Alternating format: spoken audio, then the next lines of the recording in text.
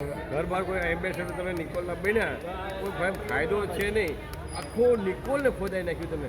હવે ચોમાસું આવશે ને તો તરવાનું છે અને કોઈ ઘર બહાર નીકળવાનું નથી કોઈ. અને બોટની તૈયારી સરકારે કરી રાખી છે. તરીને બધાને જવાનું બોટ આર્મી તૈયાર જ છે તમને લોકોને પાણીમાંથી બહાર કાઢવા માટે.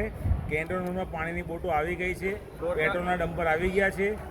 નિકોલ વાસીઓએ હજી તમારી પાસે સમય છે કે તમે ઈચ્છો તો સ્વિમિંગમાં તરતા શીખી જાઓ. કારણ કે આ ચોમાસામાં નિકોલ અમદાવાદ પૂર્વ વિસ્તારની પરિસ્થિતિ બહુ ગંભીર હશે. બધી બાજુ ખોદી જ નાખેલું છે, બધી બાજુ ખોદી નાખેલું છે. કોની ગાડી જશે, કોણ વ્યક્તિ છે, કોઈ જ નક્કી નથી. એટલે એનો મતલબ એવો થયો બધા તરતા શીખી જાય ઉનાળાની સિઝનમાં, એટલે ચોમાસામાં કોઈને તકલીફ ના થાય. એટલે નિકોલ વાળા નૈનીતાલ જવાની જરૂર નહીં, બરાબર ને? અહીંયા જ એમને નૈનીતાલનો અહેસાસ મળી જશે, બરાબર ને? એટલે તમારે કોર્પોરેશનનો આભાર માનવો પડે ને,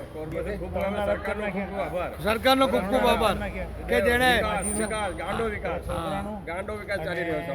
એક પેલા